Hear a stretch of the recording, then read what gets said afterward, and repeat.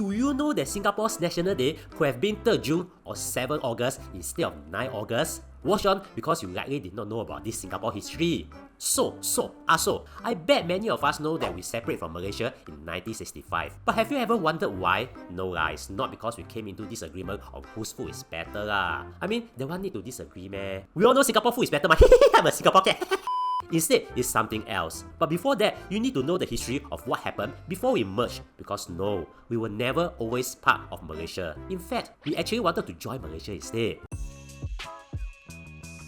You likely know that for many years, Singapore was a British colony and had been part of the Straits Settlements before that. After World War II, we remained this way. Interestingly, our neighbours up north, the Federation of Malaya, got their independence from Britain first on 31st August 1957. So no, Malaya was not formed with Singapore. It was only in 3rd June 1959 that British granted Singapore full internal self-government. This means we could run our own domestic affairs, but defence and foreign policy still belong to the British. That same year, Lee Kuan Yew of the People's Action Party became Singapore's first Prime Minister. Yeah, so I kid you not. From 1959 to 1964, our National Day was indeed on 3rd June. But anyways, once we obtained internal self-government, Lee Kuan Yew started campaigning hard for one thing: merger with Malaya. He believed a tiny island with no natural resources simply could not survive alone, and merger was seen as vital for economic survival. After a referendum in 1962 and lots of negotiation, it happened.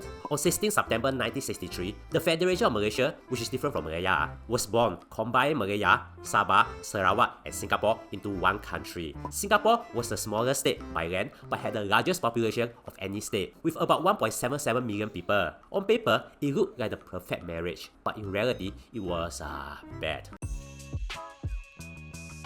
Well, as you know by now, it did not go well. You see, Singapore joined expecting a common market, free trade within the Federation. Instead, tariff and economic friction remained. Then Finance Minister Keng grew increasingly frustrated that the economic promise of Malaysia was not materializing. And in late 1964, Malaysia proposed new taxes, which the PAP publicly criticized. Malaysia then threatened to raise Singapore's revenue contribution to the central government from 40% to 60%. So basically, Singapore has to give more money to Malaysia on what we collected. The two sides were fighting so badly over money that Lee Kuan Yew was planning to bring the dispute to the World Bank. In addition, there was also the issue with race and politics. The PAP had pushed for a Malaysian Malaysia, the idea that all citizens should be equal regardless of race. But this directly clashed with the political position of UMNO, the dominant party in Malaysia's ruling coalition, which viewed the PAP and Lee Kuan Yew as a threat. Both sides also broke an informal understanding by contesting in each other's elections. The alliance in Singapore's 1963 election and the PAP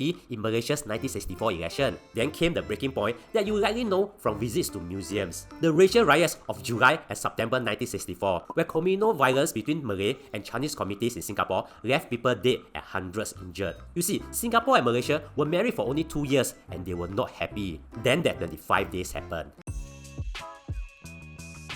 If you are looking to advertise your business in this channel, we can help you. There are guaranteed views and many big brands have trusted us. Just click on the link in the description.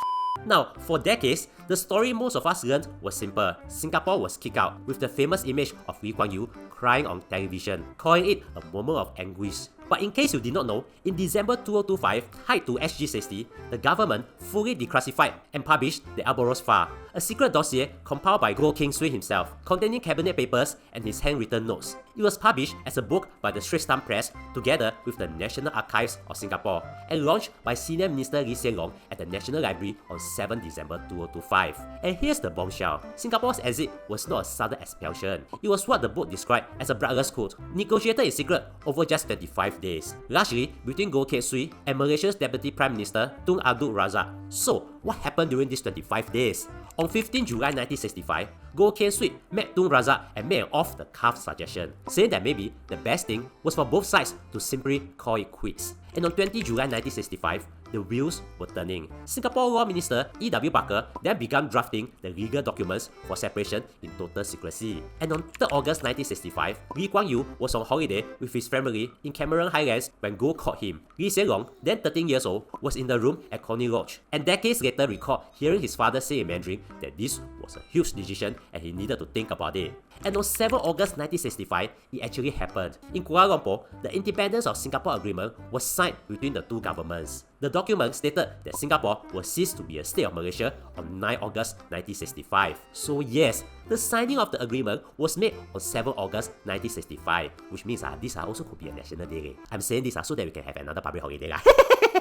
Anyways, even the signing was dramatic. Two of Singapore's most senior ministers, Toh Chin Chow and S. Rajaratnam, had been kept in the dark. When Lee Kuan Yew summoned them to KL and showed them the documents, both were distressed and initially refused to sign. They only relented after the Malaysia PM sent a personal letter making clear the decision was final. And on 8 August 1965, the British finally found out by accident. According to declassified US State Department records, British High Commissioner Lord Head learned of the separation at a social event and scrambled to beg Malaysian leaders for a delay. British Prime Minister Harold Wilson personally requested a 24-hour postponement, but the Malaysian PM refused. And finally, on 9 August 1965 morning, the Malaysian PM convened the Malaysian Parliament and tabled the Constitution and Malaysia Singapore Amendment Bill. It passed 126-0, with no PAP representative present. At 10 AM, the proclamation of Singapore was read over Radio Singapore. And that afternoon, at the famous televised press conference, Lee Kuan Yew broke down in tears. Singapore was independent after 25 days of work.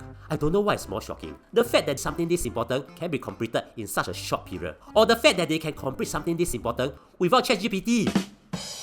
While that was dramatic, we all turned out fine now lah. Singapore and Malaysia are now BFF, with even an MRT to connect to each other soon. Now, the only fights we have are whether Singapore's food is better or Malaysia's food is better. Well, do you know that there's actually a winner of whose food is better, and the result is pretty surprising? Watch this and you will understand. Also, if you want to advertise with us, even as a standalone video, do contact us. Our website is in the description, or you can scan this QR code. Thank you for spending almost 7 minutes with me. I really appreciate it and hope you learned something.